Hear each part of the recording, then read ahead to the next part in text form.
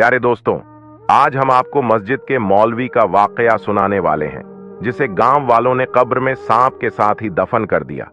आखिर उस मौलवी ने ऐसा कौन सा गुनाह किया था जिसकी उसको इतनी बुरी सजा मिली?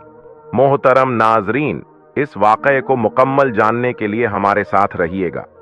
प्यारे दोस्तों, पाकिस्तान के मुल्तान शहर के इलाके में एक मौलवी साहब रहा करते थे। मस्जिद में नमाज पढ़ाने के बाद, जो कि बच्चों को मदरसे में कुरान पाक की तालीम भी दिया करते थे, सब लोगों के दिल में मौलवी साहब के लिए बहुत ही ज्यादा इज्जत और मोहब्बत थी। कोई उनके बारे में गलत बात सोच भी नहीं सकता था। तभी तो निदा की मां ने उसको इजाजत दे दी थी कि वह मदरसे में टाइम से पहले चली जाए। निदा को मदरसे में भेजने के बाद उसकी मां छोटे बेटे को सुलाने के लिए कमरे में आ गई। तभी दरवाजा खटखटाने की आवाज आई। खटखटाने की आवाज सुनकर तो वह परेशान हो गई थी, क्योंकि वह सोच रही थी कि इस वक्त कोई ना आए तो अच्छा है, क्योंकि उसकी तबीयत कुछ खराब थी और पूरे दिन में एक यही वक्त उसे आराम करने के लिए मिलता था। अब जब उसने घर का दरवाजा खोला तो सामने कुबरा खाला थी। उन्हें देखकर उसके लबों पर मुस्कुराहट आ गई। वो उसके ससुराली रिश्तेदारों में से थी और उसको कुबरा खाला बहुत ज्यादा पसंद थी। फिर वो उन्हें लेकर कमरे में आ गई और उनके लिए चाय बनाकर जब कमरे में आई तो उसकी सास इस बात पर तौबा करते हुए कानों को हाथ लगा रही थी। यह देखकर वो हैरान रह गई और उनसे पूछने लगी कि क्या हुआ है, आप लोग किस बारे में बात कर रहे हैं? तभी उसकी सास कहने लगी कि देखो, खुदा का कहर नाजिल हो ऐसे लोगों पर जो खुदा के घर में बैठकर उसकी पाक कलाम पढ़ाते हुए भी इस कदर घटियापन पर उतर आते हैं। उन लोगों पर एहसासे गुनाह रहा है और ना कोई खौफ खुदा रहा है। मस्जिद जो कि इबादत की जगह है, अब लोग उसमें भी मक्कारी फैलाते फिरते हैं और बाज नहीं आते। ये तमाम बातें निदा की अम्मी, जिसका नाम सबीना था, इसके सर के ऊपर से गुजर रही थीं। वह कुछ समझ नहीं पा रही थी कि आखिर उसकी सास किस बारे में बात कर रही है, इतना गुस्सा क्यों कर रही है। कुबरा खाला ने उसकी मुश्किल को आसान करने के लिए उसको कहने लगी, दरअसल कुछ अरसा पहले हमारे गांव में एक मौलवी आया था। सब उसकी बहुत ज्यादा इज्जत करते थे, उससे बहुत मोहब्बत करते थे। वह भी अपने काम से काम रखता था, लेकिन दरहकीकत वह गांव की बच्चियों के साथ बदसलूकी किया करता था। वो छोटी मासूम बच्चियों और उनकी इज्जत को खराब किया करता था। कई बार बच्चियों ने अपने माँ बाप को बताने की कोशिश की, मगर वो औरतें जो अपने घर के कामों में उलझी हुई हैं, उन्होंने बच्चियों पर तवज्जो नहीं दी थी, बल्कि उन्हें डांट मार कर खामोश करवा दिया करती थी। और उनका कहना था कि शर्म आनी चाहिए अपने उस्ताद के बारे में इस तरह की बात करते हुए। वो उस्ताद जो तुम लोगों को कुरान की तालीम देता है, उसके बारे में ऐसा सोच भी कैसे सकती हो? औरत की इन्हीं बातों की वजह से उस मौलवी की भी हिम्मत बढ़ चुकी थी। जब किसी ने उससे किसी से कुछ पूछा नहीं तो उसका हिम्मत और बढ़ गया। फिर एक दिन उसने एक बच्ची की बहुत बुरी हालत कर दी। तब सबको उसकी असलियत पता चल चुकी थी। कुबरा खाला कहने लगी, एक दिन शाम हो गई थी और अभी तक वह बच्ची घर में नहीं पहुंची थी। बस्ती वालों ने हर जगह तलाश कर लिया, मगर जब बच्ची कहीं नहीं मिला तो सब लोग उसको ढूंढते हुए मदरसे में गए, क्योंकि आखिरी बार वह बच्ची मौलवी साहब के पास ही गई थी। मौलवी साहब तो इस बात से साफ मुकर गए थे और कहने लगे कि वह भी बाकी बच्चियों के साथ ही यहां से निकल कर गई थी। अब गांव वालों को शक होने लगा। उन्होंने जब उनके कमरे की तलाशी ली तो कहीं पर भी वह बच्ची किसी को न मिली। फिर सभी लोगों ने बच्ची को ढूंढने लगे तो मदरसे के पास से झाड़ियों के अंदर से बेहोशी की हालत में बच्ची मिली, मगर उसकी हालत देखकर अंदाजा हो गया था कि उसके साथ बदसलूकी की गई है, कैसी दरिंदगी का मुजाहिरा किया गया है। मगर जब उस बच्ची को होश आया तो उसने जो बताया उसे सुनकर सबके पांव के नीचे से जमीन खिसक गई। उसका कहना था कि उसकी यह हालत करने वाला कोई और नहीं बल्कि मौलवी साहब है।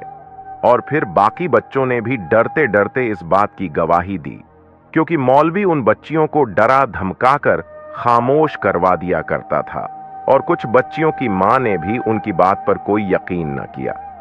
यह औरतों की जहालत और कम इल्म की वजह से उस मौलवी की हिम्मत और बढ़ गई थी, मगर उस बच्ची की जिंदगी खराब हो चुकी थी। उसके बाद गांव वालों ने मौलवी को मार मार कर वहां से भगा दिया था और उसके बाद वह वहां पर नजर नहीं आया। मगर अब गांव के अक्सर लोगों का कहना है कि इस तरह से वह मौलवी को निकालना नहीं चाहिए था। उसके खिलाफ एफआईआर दर्ज करवानी चाहिए थी, ताकि वह किसी और जगह पर जाकर किसी बच्ची के साथ ऐसा न कर सके। उसके कुबरा खाला के मुंह यह बात सुनकर तो उसको अपना दिल डूबता हुआ महसूस हो रहा था। उनके गांव में भी तो नया मौलवी आया था जो कि बच्चियों को कुरान पाक की तालीम पढ़ा रहा था, मगर यह मौलवी तो बहुत ही अच्छा था। उसके चेहरे पर दाढ़ी सजी हुई थी, नजर झुकाकर बात करता था। उसकी आंखों में ना तो किसी किस्म की कोई शैतानी नजर आती थी, ना ही किसी को देखकर वह कोई गैर शरई हरकत किया करता था। सब लोग उसकी बहुत ज्यादा तारीफ करते थे और उसकी बहुत ज्यादा इज्जत करते थे। उसको इज्जत की निगाह से देखा जाता था। मगर कुबरा खाला की बातें सुनकर निदा की मां की दिल में यह डर सा पैदा हो गया था कि जब तक उस मौलवी के बारे में पूरी तरह जांच पड़ताल न की जाए, उस पर भी हम कैसे एतबार कर सकते हैं। निदा की अम्मी को अब निदा की अकेली मदरसा जाने की बात से वो खौफ में मुब्तिला हो गई। वो यही सोच रही थी कि मेरी बेटी के साथ भी इसी तरह का कोई अनहोनी ना हो जाए। यह ख्याल आते ही वह अपनी जगह से उठ खड़ी हुई और तभी कुबरा खाला ने उस मौलवी का हुलिया बताना शुरू कर दिया। जैसे जैसे कुबरा खाला ने उस बदकार मौलवी का हुलिया बताया, यह हुलिया सुनकर तो निदा की अम्मी का खौफ से बदन कांपने लगा, क्योंकि उसके बेटी को पढ़ाने वाला मौलवी कोई और नहीं बल्कि वही जालिम मौलवी अपना नेक होने का नाटक करके उसके मोहल्ले के मदरसे में रहते थे। निदा की अम्मी घबराते हुए फौरन घर से भागते हुए निकली। सबीना के सांस उसे आवाजें देती रह गई, मगर वह फौरन घर से बाहर निकल गई। वो भागती हुई जा रही थी। आज तक वह बगैर नकाब के कभी घर से बाहर नहीं निकली थी, मगर इस वक्त सिर्फ दुपट्टा उसके गले में था। उसे किसी चीज का कोई होश नहीं था। वह जल्द से जल्द मदरसे में जाकर अपनी बच्ची को देखना चाहती थी, उसे अपने सीने से लगा लेना चाहती थी। जब तक वह निदा को अपनी आंखों के सामने सही सलामत देख ना लेती, तब तक उसकी बेकरार दिल को करार नहीं आ सकता था।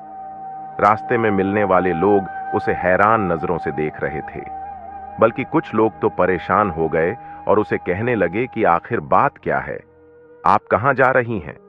मगर सबीना यानी निदा की अम्मी इस वक्त किसी की बात का जवाब देने की हालत में नहीं थी। तेज तेज कदमों से आगे बढ़ती जा रही थी और उसे देखकर तो कुछ लोग उसके पीछे पीछे चलना शुरू हो गए। वह जानते थे कि यह बहुत ही शरीफ लड़की है और यह इरफान की बीवी थी, और इरफान को गांव में कौन नहीं जानता था।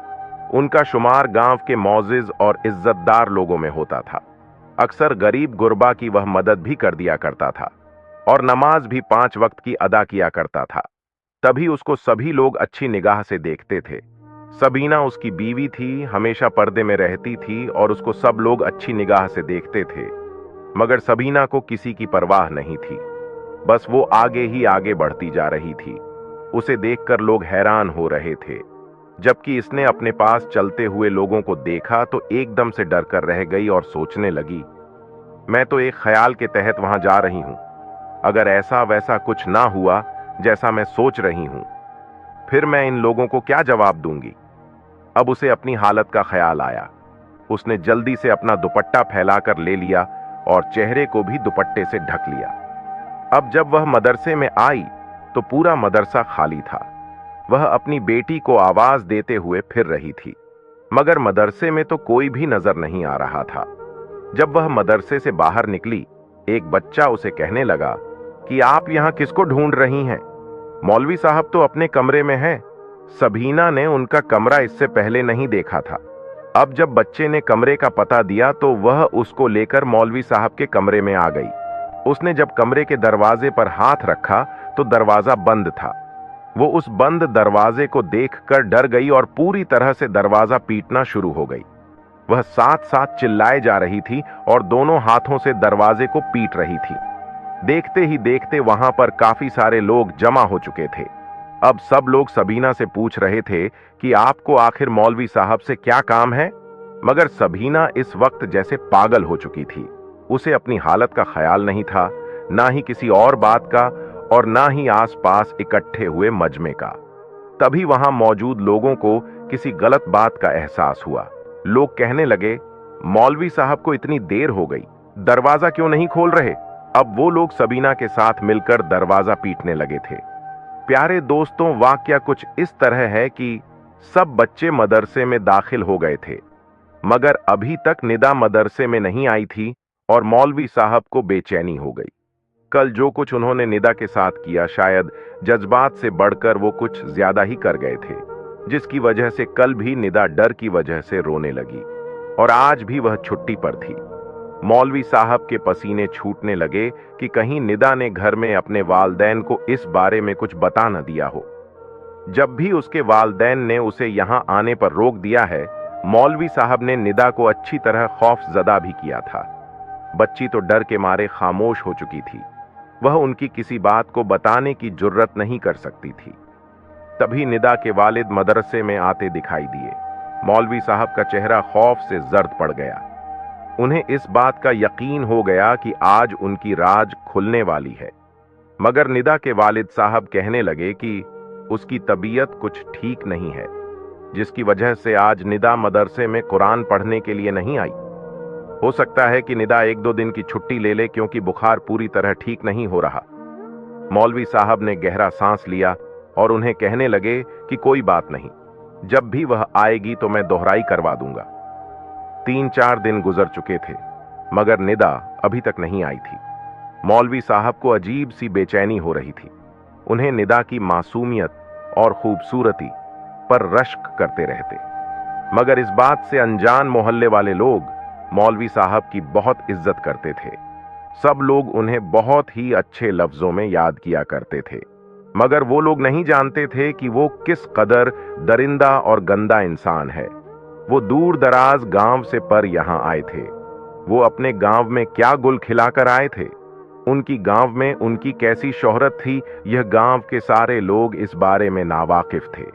अगर वो जान लेते तो इस मौलवी को धक्के देकर गांव से बाहर निकाल देते।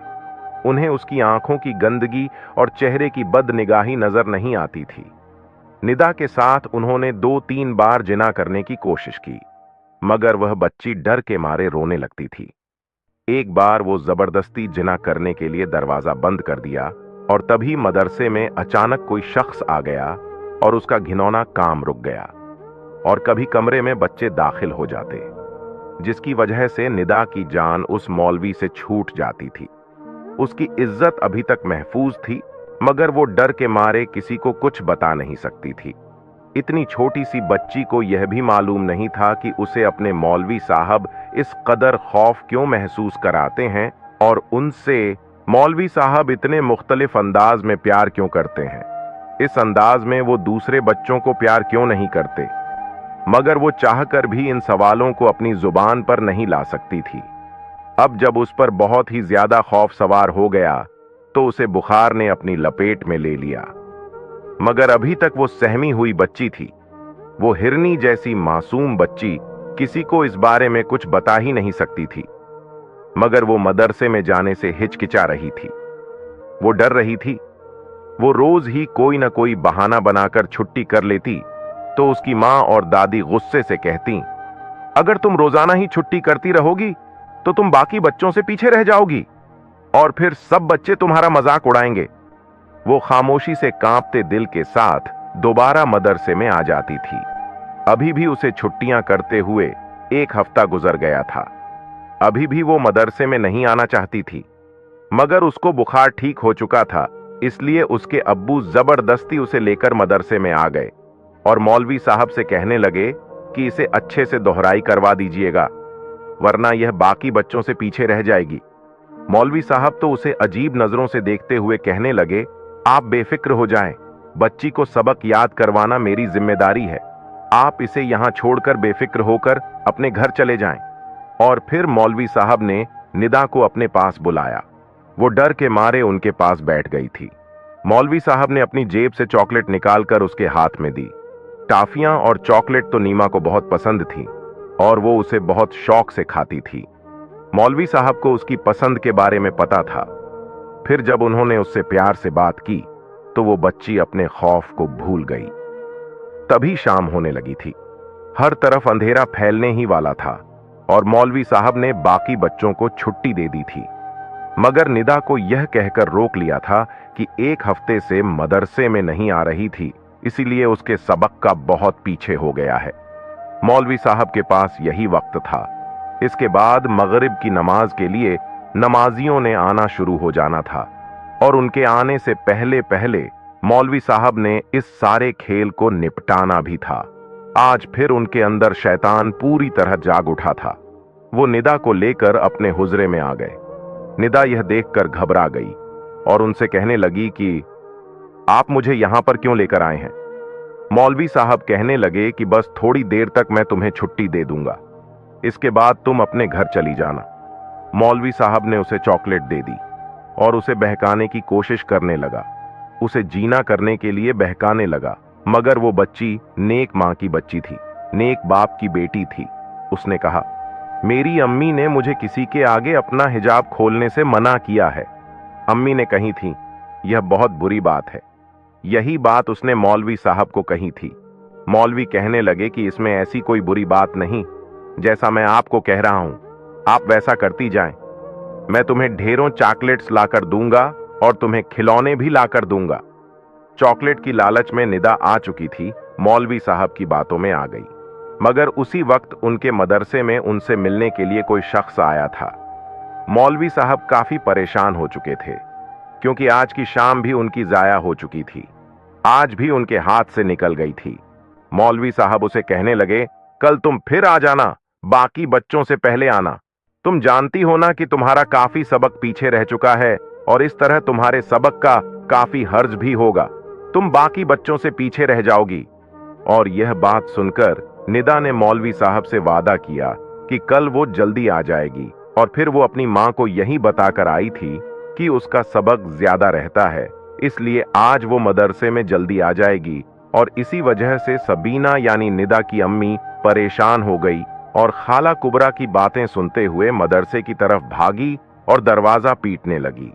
तभी दरवाजा खोलते ही मौलवी साहब घबरा गए और उनकी घबराई हुई शक्ल सामने आई और वो अपनी बेटी के बारे में उनसे पूछने लगे।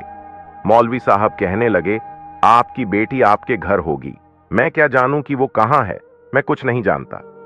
यह सुनकर तो सबीना के पांव के नीचे से जमीन निकल चुकी थी। वो मौलवी साहब को कहने लगी, वो तो आपके पास सबक पढ़ने का कहकर यहां पर आई थी। उसका कहना था कि आपने उसे जल्दी बुलाया है और आप कह रहे हैं कि यहां पर नहीं है। मौलवी साहब के चेहरे पर पसीने के कतरे टपक रहे थे। वो कहने लगी कि मैं नहीं जानता कि आप क्या बात कर रही हैं। मौलवी साहब नजरें चुराते हुए कहने लगे, इस वक्त मैं सो रहा था, आप लोगों ने मेरी नींद खराब कर दी है। तभी कमरे के अंदर में किसी की घुटी घुटी चीख की आवाज सुनाई दी। यह आवाज सुनकर तो सबीना मुंह हैरत से खुले का खुला रह गया। वह मां थी, अपनी बेटी की आवाज भला क्यों नहीं पहचान सकती थी। वो चिल्ला के घर में दाखिल हो गई तो सामने का मंजर देखकर वो गश खाकर जमीन पर गिर पड़ी। बाकी लोग वहां पर मौजूद थे। तभी मौजूद वहां सब लोग समझ चुके थे कि आखिर इस मौलवी ने दरवाजा क्यों नहीं खोला। वह समझ चुके थे कि हम लोग इतनी आवाजें देते रहे, मगर यह मौलवी हम रंगे हाथों पकड़े जाने से खौफजदा हो चुका था। उसकी हिम्मत नहीं हो रही थी कि वो दरवाजा खोले।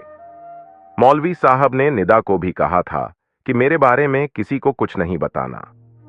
निदा भी यह सब देखकर डर चुकी थी। फिर जब वहां सब लोग आ गए तो निदा की मां वापस जाने लगी तो उसने अपनी मां की आवाज सुनी, तो इसलिए वो ऊंची आवाज में नहीं बोल सकती थी। उसके मुंह से डरी डरी आवाज निकली। वह अपनी मां को पुकार रही थी क्योंकि उसे यह सब ठीक नहीं लग रहा था। वह अपनी मां के पास जाना चाहती थी। जब सबीना ने अपनी बेटी को इस हालत में देखा तो वह गश खाकर बेहोश हो गई। होश आने पर निदा को अपनी बेटी को पुकारने लगी। उसकी हालत बहुत ज्यादा खराब हो रही थी। फिर जब पता चला कि उसकी बेटी महफूज थी, उसके साथ कुछ गलत नहीं हुआ, तो उसने अल्लाह का शुक्र अदा किया। उसके बाद गांव वालों ने जब देखा कि मौलवी साहब जमीन पर गिरे पड़े हुए हैं, जब लोगों ने चेक किया तो वह मर चुके थे। मजीद चेक करने पर पता चला कि उनको ऐसे ही डर के मारे दिल का अटैक आ गया था।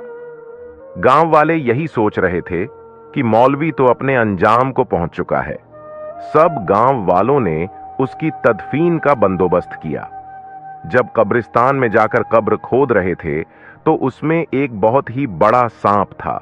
लोगों ने उस कब्र को छोड़कर दूसरी जगह कब्र बनानी शुरू की तो वहां पर भी बहुत ही बड़ा सांप था। मजबूरन लोगों ने उस मौलवी को ऐसे ही कब्र में डाल दिया और जल्दी से उस पर मट्टी डाल दी गई। गांव वालों का कहना है कि आज भी उस कब्रिस्तान में उस कब्र के पास बहुत ही ज्यादा बदबू आती है और उस कब्र के पास खड़ा भी नहीं होया जाता, क्योंकि उस कब्र से अजीबो गरीब किस्म की गर्मी की शिद्दत महसूस होती है।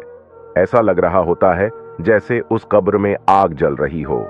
गांव में कोई भी इंसान उस कब्र के पास नहीं जाता। अल्लाहू अकबर। प्यारे दोस्तों, मौलवी साहब को तो अल्लाह पाक ने उनके किए की सजा दे दी, मगर ना जाने मौलवी साहब को खुद इस बात का एहसास था या नहीं कि वो ऐसा घिनौना गुनाह कर रहे हैं जिसकी दुनिया और आखिरत में कोई माफी नहीं है। दोस्तों, हमारे मुआशरे में ऐसा काम करने वाले इंसान को ऐसी भयानक सजा देनी चाहिए कि उसकी आने वाली नस्लें भी ऐसा काम करने से पहले कानों को हाथ लगाए। इसके साथ साथ यह उन तमाम लोगों के लिए एक सबक था जो अपने बच्चों की तरफ से गाफिल रहते हैं, और अगर बच्चा किसी की शिकायत करें भी, किसी के बारे में कोई गलत बात करें, तो उसकी जांच पड़ताल करने की बजाय उनकी बातों को अहमियत ही नहीं देते। बाज औरतें इज्जत के डर की वजह से खामोश हो जाती हैं और अपने बच्चों को भी यह कहकर खामोश करवा देती हैं कि यह बात किसी के सामने मत करना, और मां का डरा देने पर वह बच्चा दोबारा अपनी जुबान पर यह बात नहीं लाता। मगर जो उनका गुनाहगार होता है, अगर कोई भी बच्चा अपने उस्ताद या किसी और के बारे में कोई भी ऐसी बात करे, अगर वह खुद को किसी दूसरे शख्स से गैर महफूज तसव्वर करे, तो उसकी बातों को टालने की बजाय उसकी बातों पर आपको गौर करना चाहिए। ऐसा क्या कह रहा है हमारा बच्चा जो कि ठीक नहीं है। प्यारे दोस्तों, अल्लाह पाक से आखिर में वही दुआ कि अल्लाह पाक हमारी बहन बेटियों की इज्जत की हिफाजत करें, हमारे बच्चों को अपनी हिफ्जो आमान में रखें।